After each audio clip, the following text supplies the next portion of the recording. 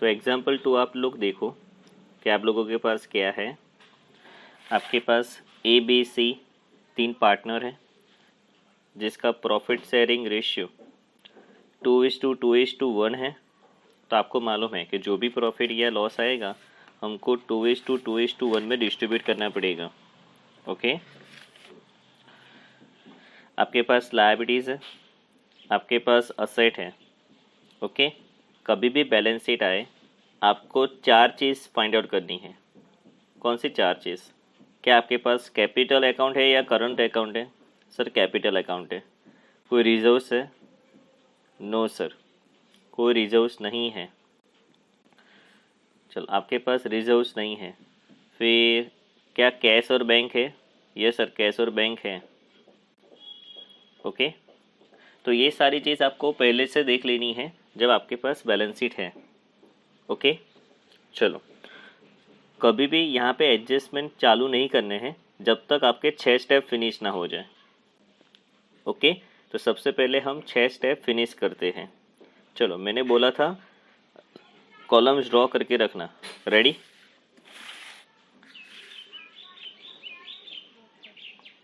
Columns draw कर दिया है? Yes sir. Yes sir. Okay, चलो, तो फर्स्ट स्टेप हमारा क्या होता है? कॉलम्स ड्रॉ करो। तो हमने कॉलम्स ड्रॉ कर दिया है। सेकंड स्टेप, हमको बैलेंस लिखना है। करेक्ट? तो चलो, आप पार्टनर्स कैपिटल अकाउंट में क्रेडिट साइड चले जाओ। By balance brought down.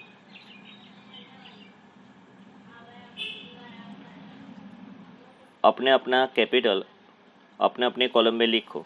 ए में 40,000, बी में 30,000, सी में 20,000।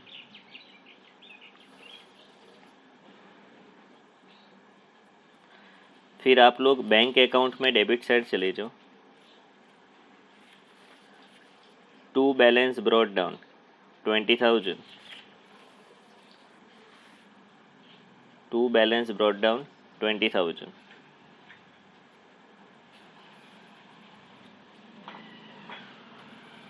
तो हमारे 2 स्टेप हो गए। थर्ड स्टेप, क्या कोई रिजर्व्स है जो कैपिटल में डिस्ट्रीब्यूट करना है? आपको मालूम है जो आपने 12th में डिस्ट्रीब्यूट किया था ना, वही रिजर्व्स। तो नहीं सर, कोई भी रिजर्व नहीं है। फोर्थ स्टेप, आपके असेट का अकाउंट क्लोज करके रियलाइजेशन में ले जाओ। तो आप असेट साइड चले जाओ। असेट साइड आपके पास कौन कौन सी असेट है? अदर करंट असेट और फिक्स असेट। मेरी एक बात ऑलवेज याद रखना, जो चीज़ आप अकाउंट में लिखते जाते हो वो चीज़ को कैंसिल करने का। जैसे कि कैपिटल लिख दिया तो वो कैंसिल हो गया, बैंक लिख दिया तो बैंक कैंसिल हो गया। ओके, अभी हमारे पास 2 असेट हैं, उसके अकाउंट क्लोज करना है। तो सर कैसे करेंगे क्लोज? आपको मालूम है कल मैंने आपको स्टेप्स बताए हैं। तो असेट डेबिट बैलेंस होता है तो उसको कैंसिल करके क्रेडिट कर दो, और डेबिट में क्या लिखो? रियलाइजेशन। ओके, तो चलो, realisation account debit side. Realisation account debit side लिखो to sundry asset. To sundry asset. Inner column में लिखो other current asset 30,000, fix asset 70,000। Outer column में 1 लाख। आउटर कॉलम में 1 lakh.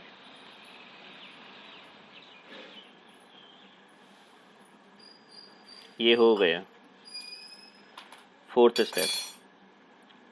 Fifth step,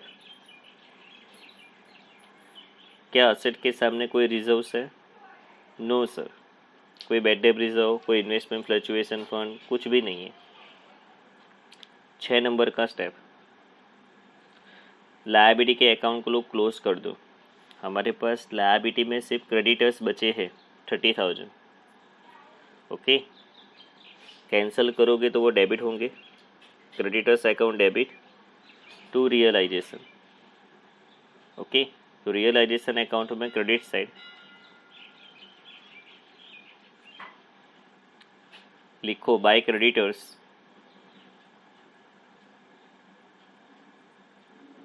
30,000।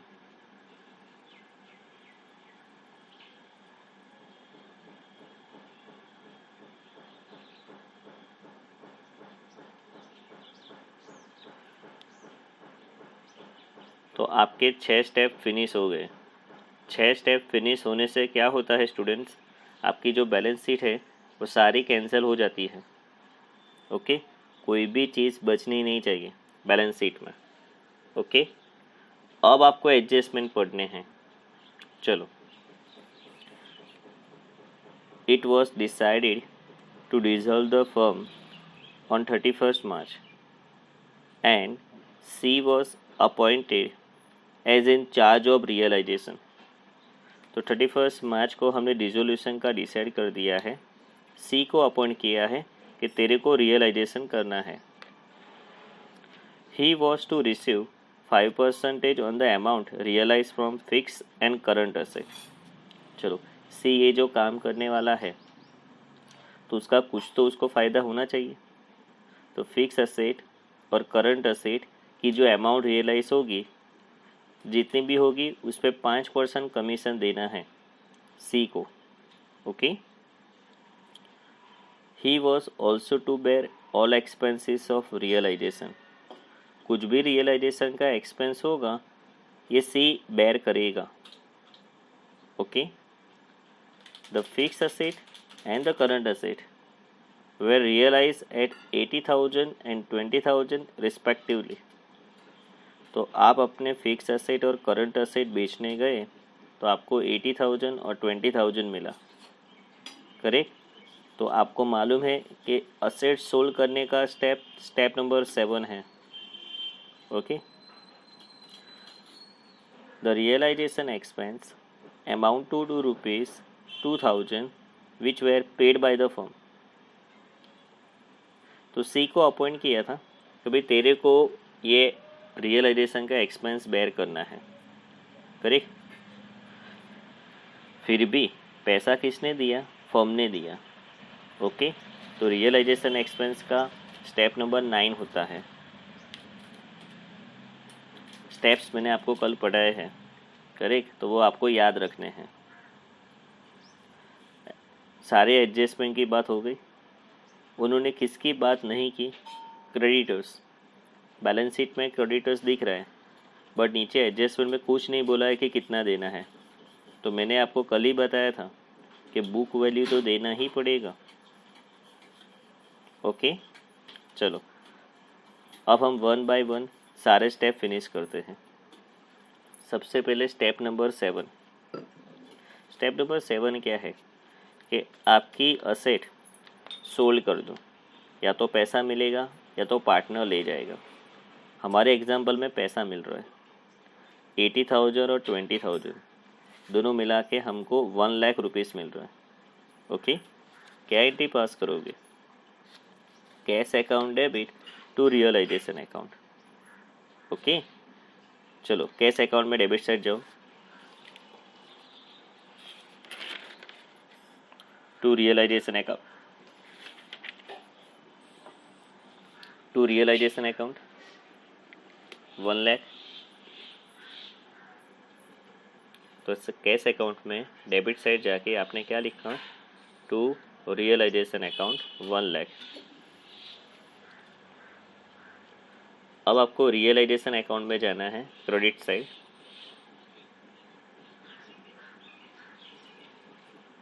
By cash account ऐसा लिखो, by cash account. Inner column fix asset 80,000,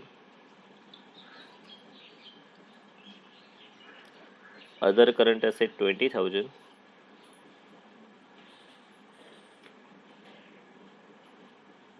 outer column 1 lakh. तो ये आपका step number 7 finish हुआ। स्टेप नंबर 8, लायबिलिटीज़ का पैसा देना है आपको। ओके, भले उन्होंने एडजस्टमेंट में बोला नहीं है, पर हमको रूल मालूम है कि बुक वैल्यू तो देना ही पड़ेगा। तो हमारे पास क्रेडिटर्स 30,000 है, हमको 30,000 देना पड़ेगा। ओके, क्या एंट्री पास करोगे? Realisation account debit to cash, ये एंट्री आएगी ना। चलो, रियलाइजेशन अकाउंट में डेबिट साइड चले जाओ,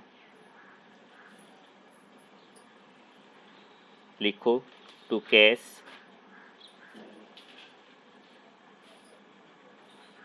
आउटर कॉलम 30,000, ब्रैकेट में लिखो क्रेडिटर्स पेड, ब्रैकेट ओवर,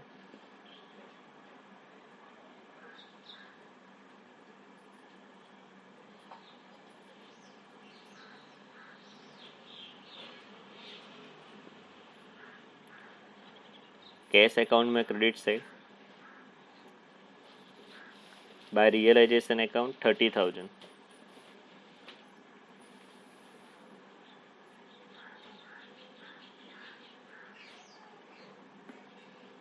तो आपके 8 स्टेप फिनिश हो गए।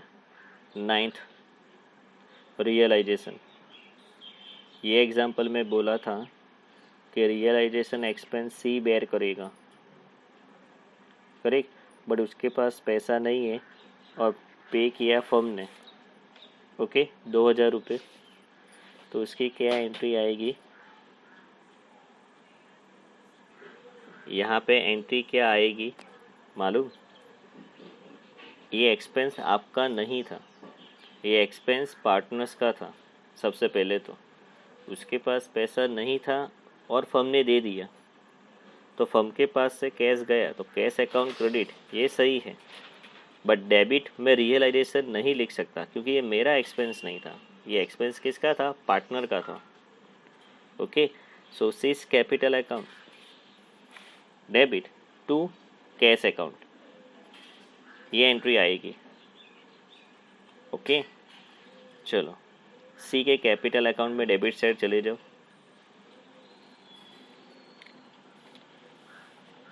लिखो टू कैश अकाउंट, सी के कॉलम में 2,000,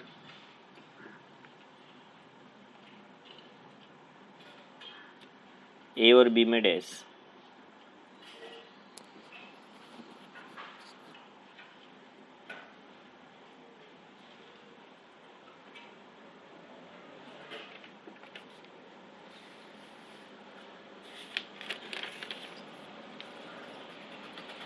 और कैश अकाउंट में क्रेडिट साइड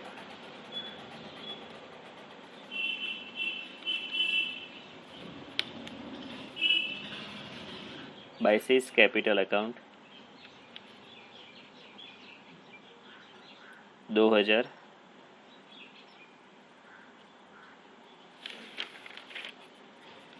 ओके। तो 9th नंबर का स्टेप भी फिनिश हो गया।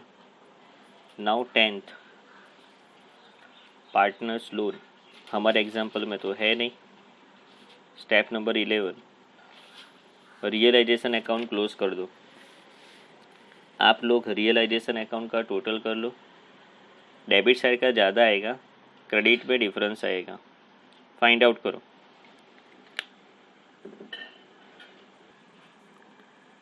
टोटल करने से पहले आपका एक एडजस्टमेंट अभी पेंडिंग है। कौन सा वाला एडजस्टमेंट? ये ही was to receive 5% commission on the amount realise from fix and current asset. इसका कोई स्टेप नंबर नहीं था, इसलिए कभी भी टोटल करने से पहले ये एडजस्टमेंट फिनिश करने का। आप लोग कैलसी ले लो। असेट रियलाइज करने से आपको 1,00,000 रुपये मिला था, 1,00,000 रुपये का 5% कमीशन देना है, तो 5,000 रुपये आएगा, 5,000 रुपये। ओके, चलो मेरे को कमीशन देना है सी को, तो कमीशन मेरे को देना है, तो मेरे बिजनेस का एक्सपेंस है और सी का इनकम है। ओके, तो क्या एंट्री पास करोगे? Realisation account debit to C's capital account. Okay, realisation में डेबिट साइड जाओ,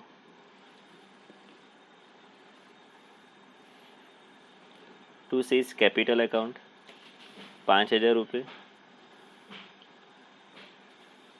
ब्रैकेट में लिख दो commission is equal to 5% of 1 lakh.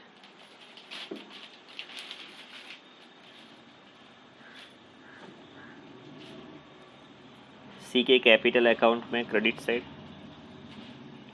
Bye realisation account.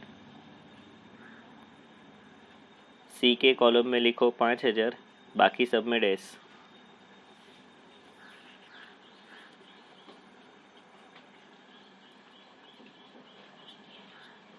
अब आप लोगों का रियलाइजेशन का डेबिट साइड का टोटल ज़्यादा आएगा 1,35,000।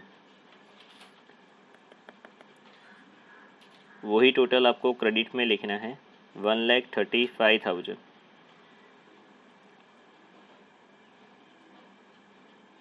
क्रेडिट में डिफरेंस आया 5,000 रुपये, ये आपका लॉस है। 5,000 रुपये आपका क्या है? लॉस। तो लिख दो वहाँ पे बाय लॉस। 2:2:1 में डिस्ट्रीब्यूट करना है आपको ये लॉस। तो नीचे नाम लिखो ABC। ये 5,000 को डिस्ट्रीब्यूट करोगे तो 2,000, 2,000 और 1,000 आएगा।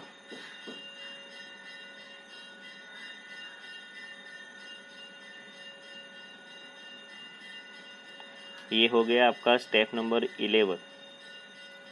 ये जो आंसर आया है ये आपको कहाँ लिखना है? कैपिटल अकाउंट में। आपको 12 से मालूम है कि ये आंसर क्रेडिट में आया है तो कैपिटल अकाउंट में डेबिट में लिखना है। तो कैपिटल अकाउंट में डेबिट साइड चले जाओ to realisation account.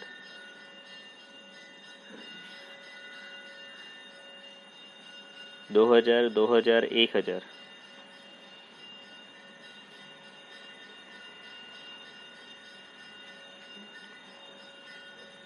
Step number 12, क्या कोई करंट अकाउंट है? नहीं है। और स्टेप नंबर 13, कैपिटल अकाउंट का टोटल करो, उसका जो डिफरेंस आए वो कैश में ले जाओ।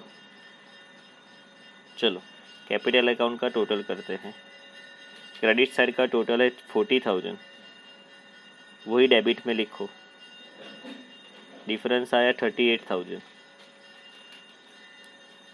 बी का टोटल 30,000, डेबिट में लिखो।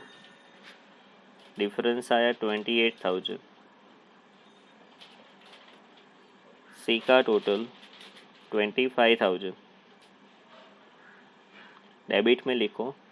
डिफरेंस आया 22,000। पर्टिकुलर्स में लिखो टू कैश अकाउंट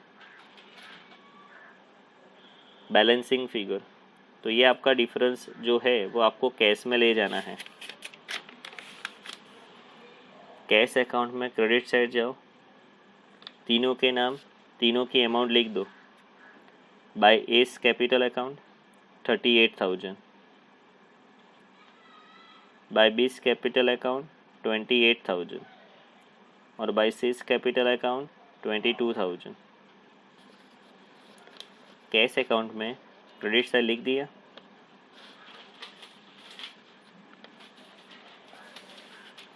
अब आप लोग कैश अकाउंट का टोटल करो।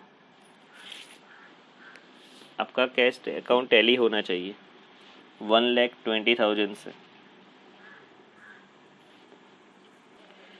तो नाउ इलास्ट्रेशन 3 में क्या है? एप्पल और ऑरेंज का एग्जाम्पल है। दो पार्टनर्स हैं।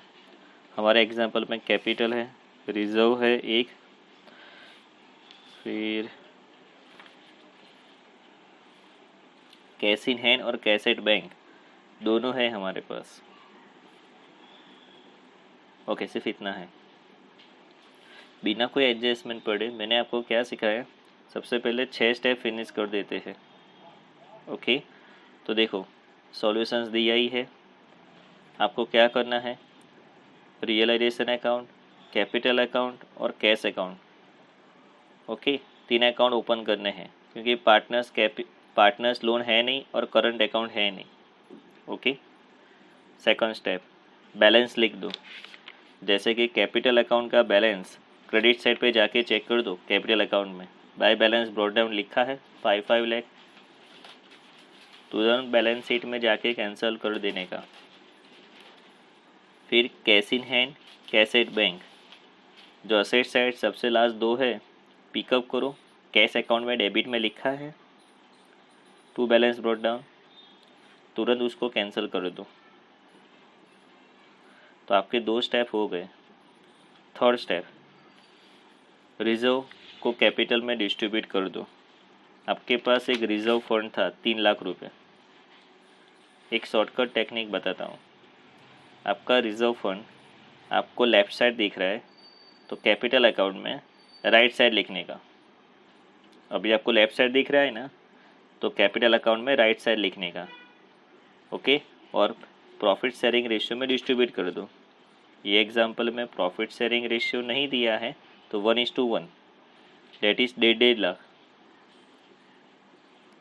तो आप लोग चेक करो, कैपिटल अकाउंट में credit side bye reserve fund 1.5 lakh दिया है, तुरंत बैलेंस शीट में जाके कैंसिल कर दो।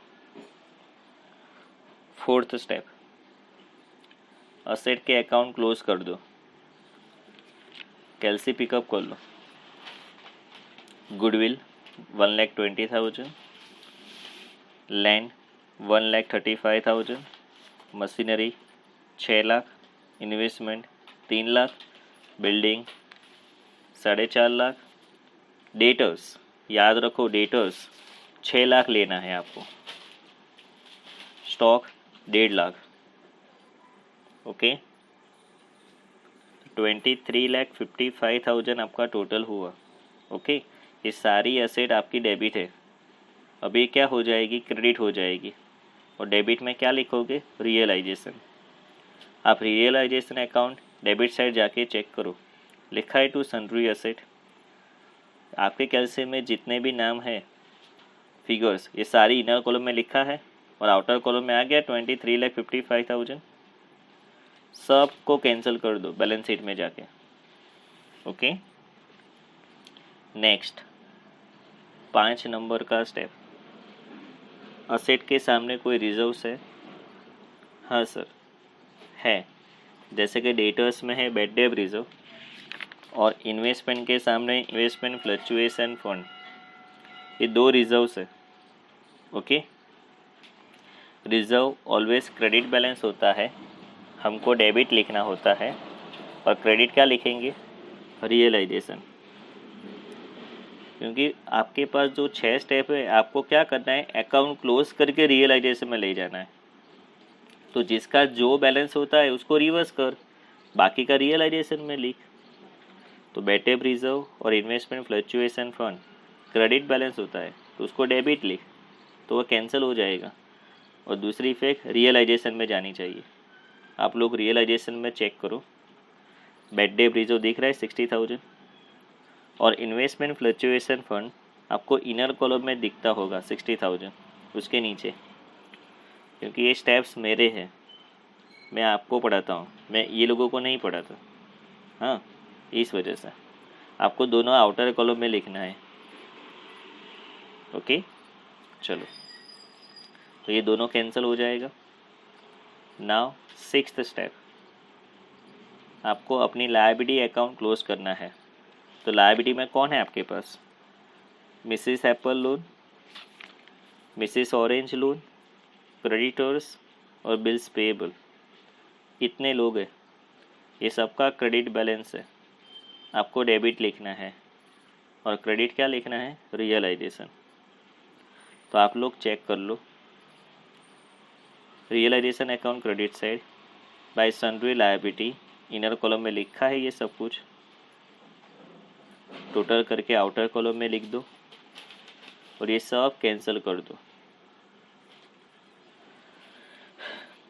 इसके साथ आपके 6 स्टेप फिनिश हुए और आपकी पूरी बैलेंस शीट कैंसिल हो गई। Now adjustment. Adjustment first. अब हम सारे एडजस्टमेंट पढ़ लेंगे, कौन सा एडजस्टमेंट कौन से स्टेप में जाएगा वो लिख देंगे। आपके पास अभी कुछ है नहीं तो आप लोग रफ में लिख सकते हो कि भाई फर्स्ट एडजस्टमेंट ये स्टेप में जाएगा, सेकंड एडजस्टमेंट ये स्टेप में जाएगा, ऐसा करके। जैसे कि हमारा first adjustment, Apple promise to pay Mrs Apple loan. तो एप्पल प्रॉमिस करता है कि उसकी वाइफ की लोन वो पे करेगा, तो वो जाएगा स्टेप नंबर 8 में, यहाँ तक का सेंटेंस। एंड टूक away the stock, Apple stock लेके चला गया, वो जाएगा स्टेप नंबर 7 में। तो आपका पहला एडजस्टमेंट आधा 8 नंबर में जाएगा, आधा 7 नंबर में जाएगा। सेकंड एडजस्टमेंट, ऑरेंज टूक away half of the investment at 10% discount. आपका इन्वेस्टमेंट कितना था? 3 लाख, उसका आधा इन्वेस्टमेंट डेट मीन्स 1.5 लाख। तो 1.5 लाख इन्वेस्टमेंट ऑरेंज लेके चला गया, बट 10% डिस्काउंट काट के। तो 1.5 लाख में से 10% डिस्काउंट माइनस करोगे तो 1,35,000 आएगा। ओके, तो स्टेप नंबर 7 में जाएगा ये, याद रखना 1,35,000 है ऑरेंज का। थर्ड एडजस्टमेंट, डेटर्स वे रियलाइज 570, तो वो भी स्टेप नंबर 7 में जाएगा। फोर्थ, क्रेडिटर्स को हमको पैसा देना था 30 अप्रैल को, बट हमने 1 मंथ एडवांस में पैसा दे दिया। हमने एडवांस में पैसा दिया तो हमको 6% डिस्काउंट मिला। ओके, कैल से निकालो। क्रेडिटर्स को देना था 9 लाख रुपीज़, तो कैलसी में लिखो 9 लाख इंटू 6% इंटू 1/12।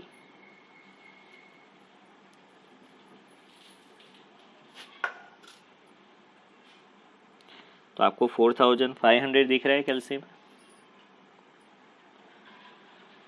यस और नो? Yes sir. उतना पैसा क्रेडिटर्स में माइनस कर देंगे हम, और बाकी का पैसा हम देंगे। ओके, तो याद रखना क्रेडिटर्स में 4,500 का डिस्काउंट है। बिल्स पेएबल में 1,200 रुपये का डिस्काउंट है। इतना डिस्काउंट काट के हम पैसा देंगे। ओके, लिख दो, ये 4 नंबर के एडजस्टमेंट के बाजू में लिख दो, स्टेप नंबर 8 है ये। नेक्स्ट 5 नंबर का एडजस्टमेंट, आपके पास असेट की अमाउंट है जो रियलाइज हुई है वो, तो ये पूरा एडजस्टमेंट स्टेप नंबर 7 में जाएगा। नेक्स्ट 6th एडजस्टमेंट, आपके पास एक पुराना स्कूटर था जो बुक्स में आपने कम्प्लीटली राइट ऑफ कर दिया है। अभी आप बेचने गए तो 9,000 आया, और 9,000 आया वो ऑरेंज लेके चला गया। देखो, स्कूटर था, बुक्स में वैल्यू 0 हो चुकी थी, फिर भी स्कूटर तो था ना। अभी बेचने गए तो 9,000 आया, ये 9,000 आया ना जो प्राइस एस्टिमेटेड। तो ये स्कूटर लेके कौन चला गया है? ऑरेंज। और ऑरेंज ने बोला 9,000 मार्केट में से मिल रहे हैं ना, तो मैं आपको दे देता हूँ, लो 9,000। तो ये भी स्टेप नंबर 7 में जाएगा, क्योंकि असेट बेचने से पैसा आता है ना, या कोई पार्टनर्स ले जाता है, तो स्टेप नंबर 7 है आपका। एंड 7 नंबर का adjustment, realisation expense were to be fully borne by Mr. Apple, for which he is to get credit of 35,000। और रियलाइजेशन एक्सपेंस मिस्टर एप्पल को बेयर करना है, इसके लिए मिस्टर एप्पल को 35,000 का क्रेडिट मिलेगा। बट एक्चुअल रियलाइजेशन एक्सपेंस जो हुआ है, जो मिस्टर एप्पल ने पर्सनली पे किया है, वो है 40,000। वो कितना है? 40,000। तो उसने जो पर्सनली पे किया है ना, करेक्ट, वो मेरे को इम्पोर्टेंट नहीं है। मेरे लिए इम्पोर्टेंट क्या है? फर्स्ट वन, कि हमने उसको क्रेडिट दिया है 35,000 का। ओके, उसके लिए क्या एंट्री आएगी? तो वो एक्सपेंस रियलाइजेशन का है, हमने उसको क्रेडिट दिया है 35,000 का, तो realisation account debit to mister Apple. Okay, तो वो लिख दो स्टेप नंबर 9। सारे एडजस्टमेंट हो गए। अब वन बाय वन हम उसके सॉल्यूशंस देखते हैं। सबसे पहले स्टेप नंबर 7, 6 हो गए ना, 7 की बात करते हैं कि असेट बेचने से पैसा आया। कैलसी ले लो, असेट बेचने से पैसा आया है, ऐसा एडजस्टमेंट कहाँ से चालू होता है? जैसे कि 3 नंबर का एडजस्टमेंट है 5,70,000, कैलसी में लिख दो। फिर 5 नंबर का एडजस्टमेंट पूरा कैलसी में लिख दो। और मेरे को बताओ कितनी अमाउंट हुई आपकी?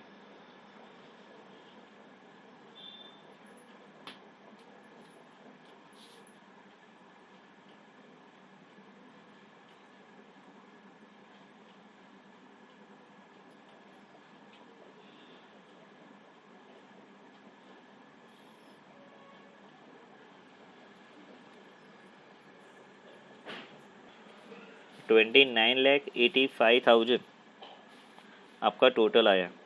इतनी असेट बेचने से पैसा आया है, क्या एंट्री पास करोगे? Cash account debit to realisation. आप लोग कैश अकाउंट में डेबिट साइड चेक कर दो।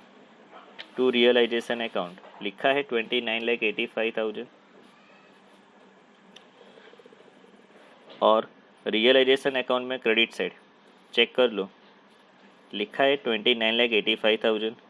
इनर कॉलम में सबके नाम लिखे हैं। आपको सिर्फ रियलाइजेशन अकाउंट में इनर कॉलम बनाना है, बाकी के इसमें इनर कॉलम में कुछ नहीं लिखोगे तो चलेगा। जैसे कि यहाँ पे दोनों साइड लिखा है, कैश में भी लिखा है और रियलाइजेशन में भी लिखा है, तो आपको सिर्फ रियलाइजेशन में लिखना है, कैश में मत लिखना। तो स्टेप नंबर 7 में लेफ्ट हैंड साइड हो गया कि आपको असेट बेचने से पैसा मिला।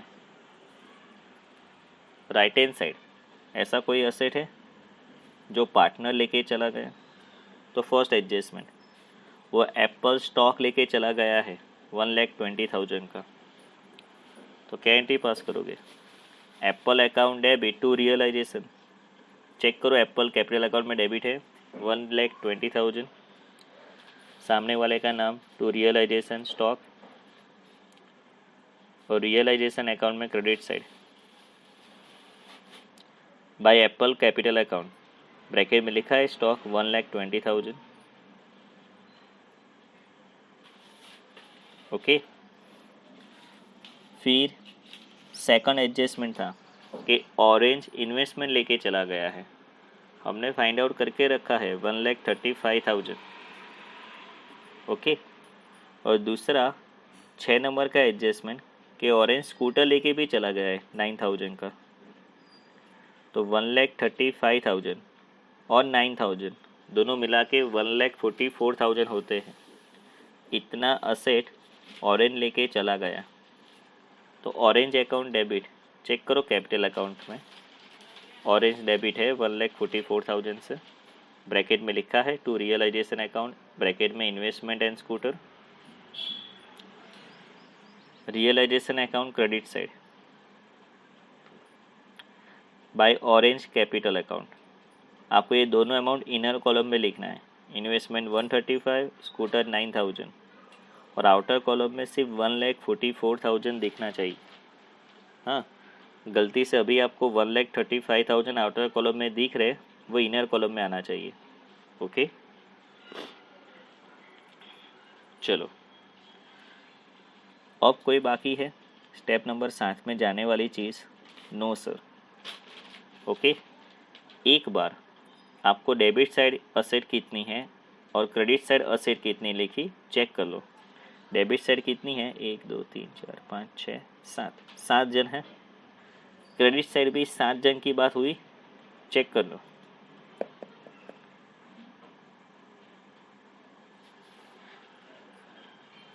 हाँ, सबकी बात हुई है, एक एक्स्ट्रा भी बात हुई, स्कूटर की भी बात हुई है। ओके,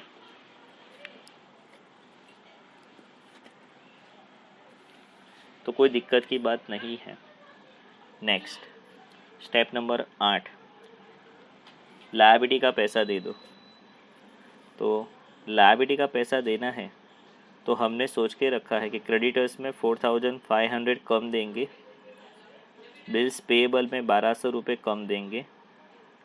ओके, फिर ये एग्जाम्पल में मिसिस ऑरेंज लोन का कुछ नहीं बोला है तो बुक वैल्यू देंगे।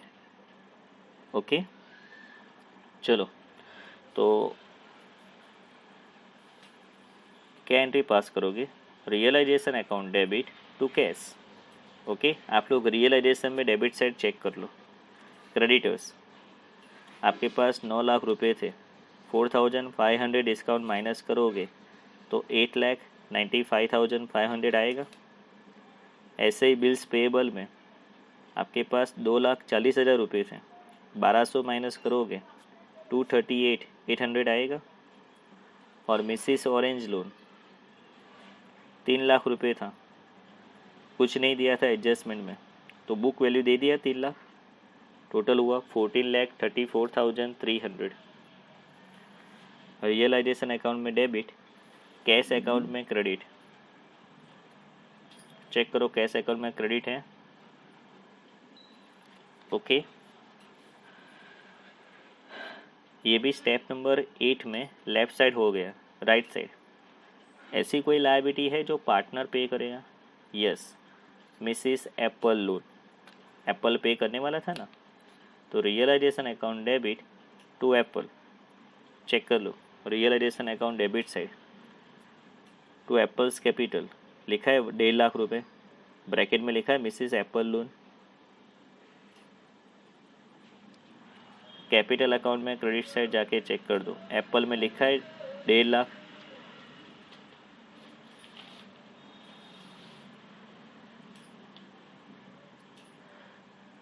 अब मेरी बात सुनो, आपको कैपिटल अकाउंट में एप्पल के कॉलम में 1,85,000 दिखेगा।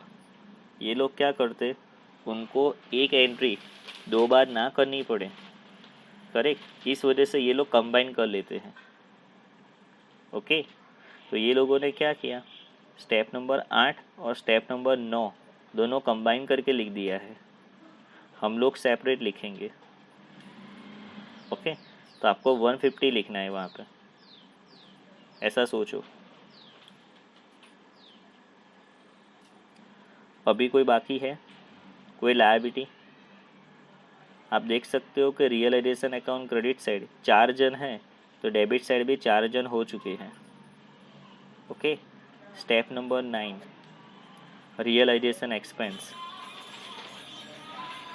हमने रियलाइजेशन एक्सपेंस सोच लिया है कि क्या एंट्री आएगी, कि realisation expense account debit to mister Apple. तो रियलाइजेशन अकाउंट में डेबिट साइड जाके चेक कर लो, टू एप्पल कैपिटल लिखा होगा और रियलाइजेशन एक्सपेंस 35,000 लिखा होगा। मैंने बोला था ना अभी, ये लोग कंबाइन करके लिखते हैं। तो देखो 150 और 35 दोनों कंबाइन करके एप्पल कैपिटल में 185 लिखा है। ओके, तो ये लोग ऐसा करते हैं, हम 2 बार करेंगे, हम ये काम 2 बार करेंगे। स्टेप नंबर 8 भी सेपरेट करेंगे, स्टेप नंबर 9 भी सेपरेट करेंगे। इससे क्या होगा, आपको अंडरस्टैंड होगा। हाँ, ये तो रेफरेंस बुक वाले हैं, वो तो कंबाइन कर लेते हैं, हमको कैसे मालूम पड़े। ओके, स्टेप नंबर 9 हो गया। स्टेप नंबर 10, कोई पार्टनर का लोन नहीं है। स्टेप नंबर 11, स्टेप नंबर 11 आपको रियलाइजेशन का टोटल करना है, डिफरेंस निकालना है। क्रेडिट साइड का टोटल ज़्यादा है, 49,59,000, डेबिट में लिखो, डिफरेंस आया 984,700। इक्वल रेशियो में डिस्ट्रीब्यूट कर दो, 492,350 ईच। एप्पल और ऑरेंज में आएगा, वही टोटल आपको कैपिटल अकाउंट में लिखना है, जो डिफरेंस आया वो। तो 11 नंबर का स्टेप हो गया। क्या कोई करंट अकाउंट है? नो सर, तो 12 नंबर का स्टेप तो है ही नहीं। 13 नंबर का स्टेप, कैपिटल अकाउंट का टोटल कर दो, और डिफरेंस निकालो। एप्पल ऑरेंज का टोटल करने के बाद डिफरेंस आया एप्पल का 12,07,350 रुपये और ऑरेंज का 998,350। पर्टिकुलर्स में क्या लिखना है? To cash and bank balancing figure. ये डिफरेंस कैश अकाउंट में क्रेडिट साइड होगा। जैसे क्रेडिट साइड आपने लिखा, आपका कैश अकाउंट टैली हो जाना चाहिए 36,40,000 से। Okay, clear?